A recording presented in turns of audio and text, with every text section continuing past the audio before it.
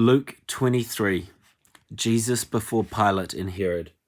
Then the whole assembly rose and led him off to Pilate, and they began to accuse him, saying, "We have found this man subverting our nation. He opposes payment of taxes to Caesar and claims to be Messiah, a king." So Pilate asked Jesus, "Are you the king of the Jews?" "You have said so," Jesus replied. Then Pilate announced to the chief priests and the crowd, "I find no basis for a charge against this man." But they insisted, "He stirs up the people all over Judea by his teaching. He started in Galilee and has come all this way here." On hearing this, Pilate asked if the man was a Galilean. When he learned that Jesus was under Herod's jurisdiction, he sent him to Herod, who was in Jerusalem at that time. When Herod saw Jesus, he was greatly pleased, because for a long time he had been wanting to see him. From what he had heard about him, he hoped to see him perform a sign of some sort. He plied him with many questions, but Jesus gave him no answer. The chief priests and the teachers of the law were standing there, vehemently accusing him. When Herod and his soldiers ridiculed and mocked him, dressing him in an elegant robe, they sent him back to Pilate. That day Herod and Pilate became friends. Before this they had been enemies. Pilate called together the chief priests and rulers and the people and said to them, "You brought me this man as one who was inciting the people to rebellion. I have examined him in your presence and have found no basis for your charges against him. Neither has Herod, for he sent him back to us. As you can see, he has done nothing to deserve death. Therefore, I will punish him and release him to you." But the whole crowd shouted, "Away with this man! Release Barabbas to us." Barabbas had been thrown in prison for an insurrection in the city and for murder. Wanting to release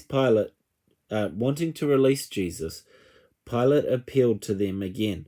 But they shouted, "Crucify him! Crucify him!" For the third time he spoke to them. "Why? What crime has he committed? I have found in him no grounds for the death penalty. Therefore I will have him punished and then release him." But with loud shouts they insistently demanded that he be crucified, and their shouts prevailed.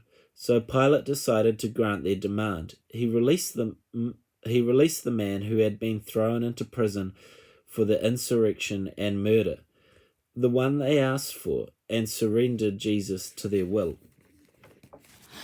The Crucifixion of Jesus.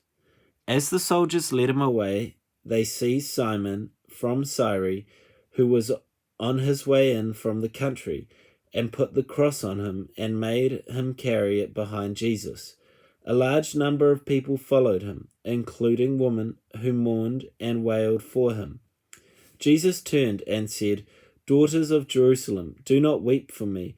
Weep for yourselves and for your children. For the time will come when you will say, 'Blessed are the childless women, the wombs that never bore and the breasts that never nursed.' Then they will say to the mountains, 'Fall on us,' and to the hills, 'Cover us.' For if people do these things when the tree is green, what will happen to them when it is dry?" 2 other men, both criminals, were also led out with him to be executed. When they came to the place called Skull, they crucified him there, along with the criminals, one on his right and the other on his left. Jesus said, "Father, forgive them, for they do not know what they are doing." And they divided up his clothes by casting lots. The people stood watch, and the rulers even sneered at him. They said, "He saved others, let him save himself, if he is God's Messiah, the chosen one." The soldiers came up and mocked him. They offered him wine vinegar and said, "If you are the king of the Jews, save yourself." There was a written notice above him which read, "This is the King of the Jews." One of the criminals who hung there hurled insults at him. "Aren't you the Messiah? Save yourself and us." But the other criminal rebuked him and said, "Don't you fear God?" he said. "Since you are under the same sentence, we are punished justly for what we are getting. for we are getting what our deeds deserve. But this man has done nothing wrong." Then he said, "Jesus, remember me when you come into your kingdom." Jesus answered him, "Truly I tell you, today you will be with me in paradise." The death of Jesus. It was now about noon, and darkness came over the whole land until 3 in the afternoon, for the sun stopped shining, and the curtain of the temple was torn in two. Jesus called out with a loud voice, "Father, into your hands I commit my spirit." When he had said this, he breathed his last. The centurion, seeing what had happened, praised God and said, "Surely this was a righteous man." When all the people who had gathered to witness this saw